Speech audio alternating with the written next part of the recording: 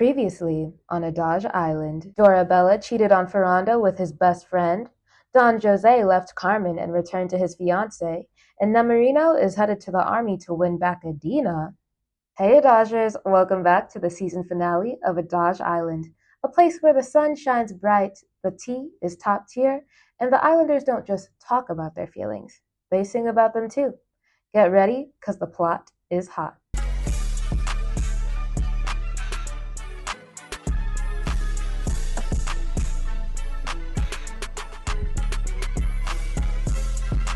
So Dorabella admits to her sister that she entertained the new bombshell.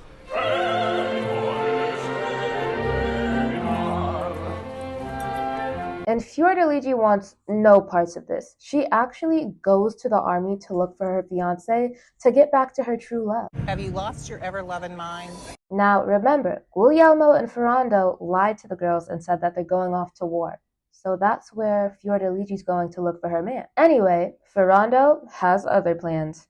Remember, not only has his fiancée cheated on him, but she's cheated with his best friend.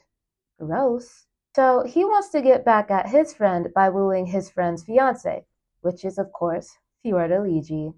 I guess I'm just willing to be messy. So here's what he does.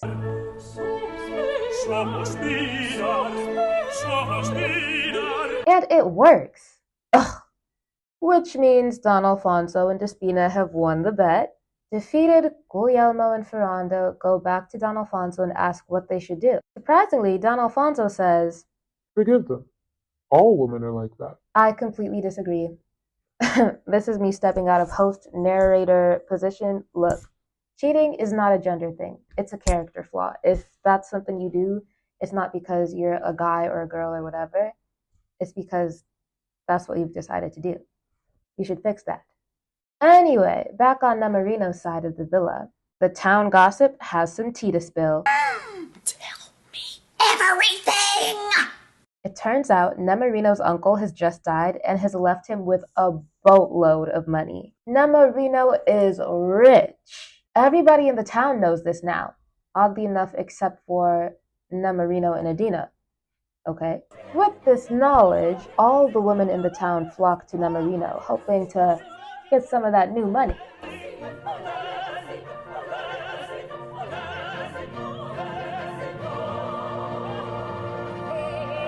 Namarino has never in his life gotten this much attention from women, so he thinks obviously the potion that he bought worked. Adina sees the woman around him and she's perplexed too. She asked Dulcamara, the guy that sold Namarino the potion, what's going on, and he tells her that the poor fool has joined the army, used his signing bonus to pay for his strongest potion in order to woo some mystery girl. Little does Dulcamara know, the mystery girl is Adina. When Adina realizes the lengths that Namarino has gone to get Adina to reciprocate the feelings that Namarino has for her, she's really touched. Oh. Nice. Back on Dorabella and Fiordaligi's side of the villa, the girls are enraptured by the new bombshells. Now, keep in mind, they don't know the two new bombshells are their fiancés in disguise. They think they're complete strangers. The girls are so in love that they decide to have a double wedding. Huh? Things have moved quite quickly. Very. So the notary arrives and... Wait, that can't be who I think it is.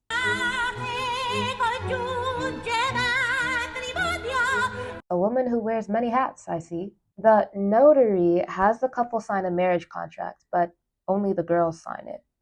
I wonder why. Off in the distance, a military march is heard, which means the return of the soldiers, aka the return of their fiancés. Uh-oh! Don't you just hate when your fiancés come back from war right after you've married someone else? It is the worst. The bombshells change out of their disguises and return as Ferrando and Guglielmo.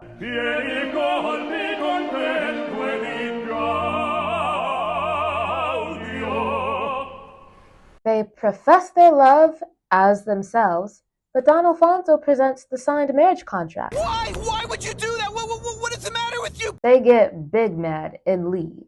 But they come back half in disguise and half in their real clothes, and reveal to the girls that they are actually the new bombshells. That's right. The two girls, Dorabella and Fiordiligi, have been duped by their own fiancés. Would you look at that? The girls realize they've been tricked. They are so regretful. They are very sorry. They beg their fiancés to forgive them, and they do.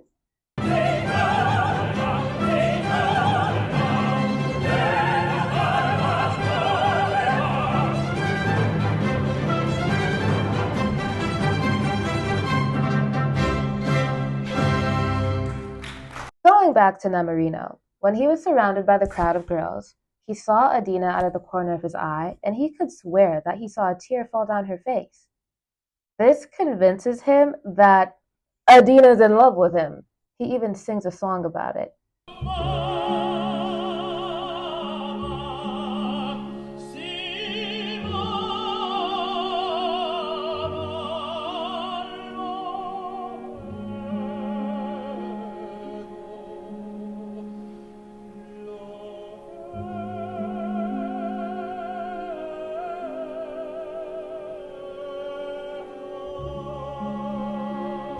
Adina sees Nemorino alone and tells him that, hey, you don't have to go to war anymore. She bought back his army contract and he no longer has to go. She tells Nemorino that he'd be so much happier here and he should stay. And so as she turns to leave, Nemorino's like, That's it? That's all you had to say? There wasn't something else that you were trying to get at? And she's like, yeah, man, you're a cool dude. You should stay here. A lot of people like you. I might be one of them. I might not be, but stay. It's giving avoidant attachment style. But Nemorino's like, I don't need this. If you can't say what you need to say and express your feelings to me, then I'm not going to wait around staying and seeing if you're going to finally build up the courage. I'm going off to war. And I say, bravo, Nemorino. Don't ever wait for somebody to tell you how you feel. I'm looking at somebody very particular when I say this. They know. So Adina finally relents and says those 3 words that every person wants to hear. I'm not interested. Just kidding. She says, I love you. And they live happily ever after.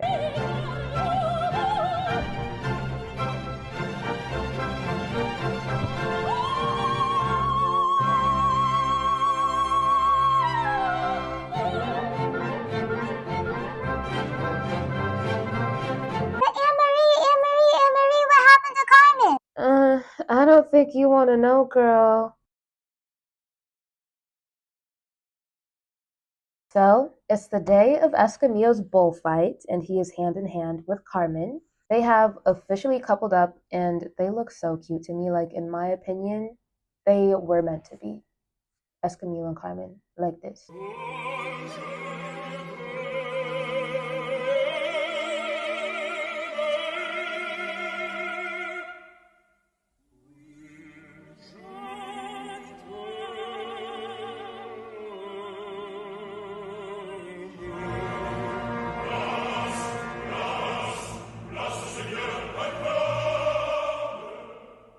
Carmen's friends warn her that Don Jose is like in the vicinity and she needs to be careful. But Carmen's not afraid. She's ready for whatever Don Jose has up his sleeve. So Don Jose confronts Carmen and he's begging her to take him back.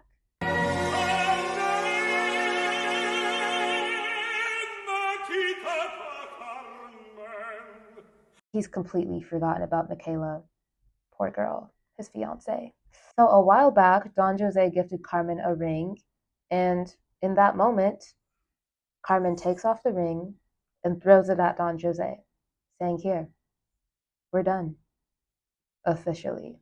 In a last-ditch effort to keep Carmen to himself, Don Jose stabs her.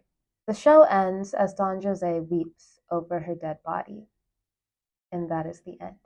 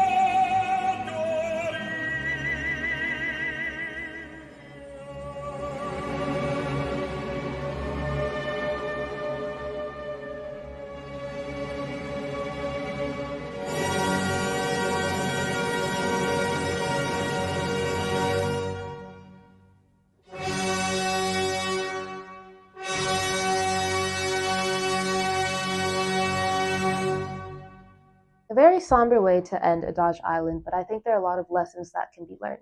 Love is a drug. It's a crazy thing. You've seen what it's done to Carmen and Escamillo, Carmen and Don Jose, what it's done to Fiordiligi, Dorabella, Guglielmo, and Ferrando, what it's done to Nemorino and Adina. In the case of Nemorino and Adina, it's a very light-hearted story. I think it's the story of an avoidant trying to figure out their feelings, the avoidant being Adina. She figures it out in the end. That's fine. In the case of the story of Così fan tutte, which is Dorabella, Fiordiligi, Guglielmo, and Ferrando, it's just a whole bunch of people playing around with love. I don't like that. Because who wakes up one day and decides, hey, what if we put our girlfriends to a loyalty test? I feel like if you have to put your significant other to a loyalty test, break up. You don't trust them enough.